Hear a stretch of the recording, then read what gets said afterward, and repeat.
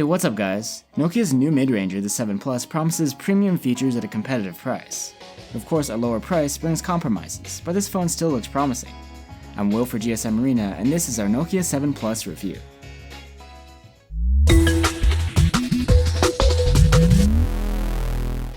With its solid aluminum unibody and trendy looks, the Nokia 7 Plus blurs the line between a mid-range and flagship phone. One of the first things you notice is a copper accent running along the aluminum frame. It's quite eye-catching. The phone doesn't feel like metal, it's a bit more plastic-like due to a special matte coating, so it's grippier but hard to clean. The matte coating also conceals antenna lines for a more elegant look. Moving on to the back, you'll see more of those copper highlights, which frame the Zeiss branded dual camera and the rear-mounted fingerprint scanner. The scanner is always ready to wake up your phone. It's accurate, but not the fastest out there. Picking up the phone activates an ambient display that will show the time and notifications. But since some of you asked, the 7 Plus doesn't have a notification LED. Lately, Nokia phones have been incredibly well built, and the 7 Plus is no different. But unfortunately, it isn't water resistant. There are 64 gigs of onboard storage, and it is expandable through microSD. For audio, the 7 Plus has a single speaker next to the USB-C port. It sounds alright, but it isn't the loudest. We do wish there was a stereo speaker setup like on last year's Nokia 6.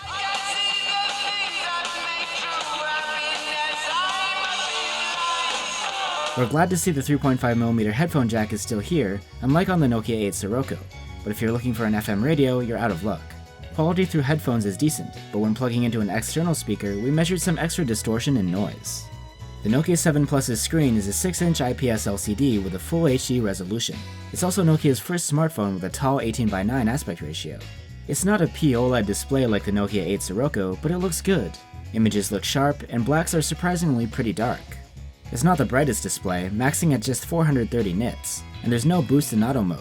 However, sunlight legibility is still quite good. Because it's part of the Android One program, the Nokia 7 Plus runs stock Android 8.1 Oreo, as Google intended it to be. This means there's no bloatware, so everything runs clean and snappy. However, most of the functions are provided through Google's apps, so if you're after extra features beyond what stock Android provides, this might not be the phone for you.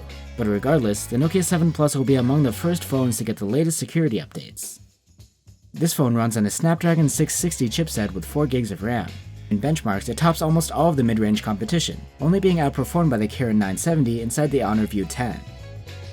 The Nokia 7 Plus packs a sizable 3800 mAh battery, and battery life is quite good.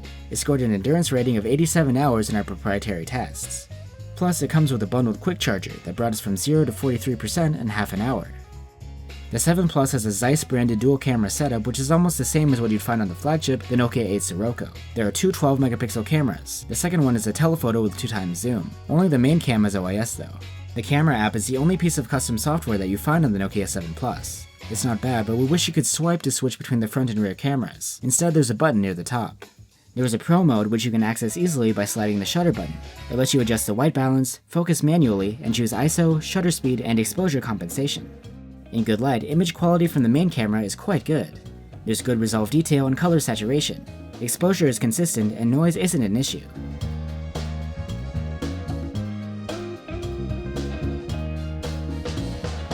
The telephoto cam's 2x optical zoom is quite handy to have. Its images are a little softer and contrast is lower than the main camera, but we appreciate its usefulness. The telephoto doesn't work in low light. Once the light drops below a certain level, the camera switches to digital zoom. In low light, quality from the main cam doesn't compare to top flagships, but it's not too bad. Images come out a bit underexposed, but still usable.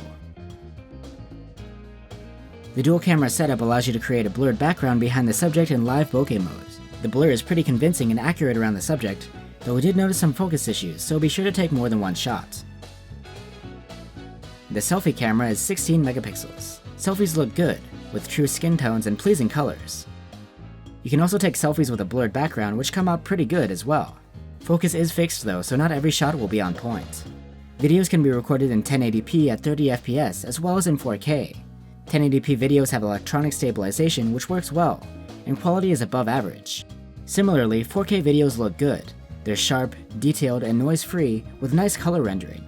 There is no stabilization though, and it shows. You can also record both 1080p and 4K video through the telephoto camera. Quality again looks great, though the color reproduction is a lot warmer here. One big bonus is 360-degree sound capture, thanks to the 7 Plus's 3 onboard microphones. As a result, audio sounds great. So, the Nokia 7 Plus. It's a mid-ranger that brings a lot of the features that you look for in a flagship phone. There's a solid build, clean and up-to-date software, a fast chipset, dependable battery with quick charging, and a good camera. While none of its features is quite flagship level and the lack of waterproofing is a bummer, it shouldn't really be expected to compete against those high-profile devices. For around €400, the Nokia 7 Plus is a well-rounded phone that's easy to recommend. Thanks for watching. Don't forget to like and subscribe if you enjoyed this video, and you can always stop by gsmarena.com for our full test findings. See ya!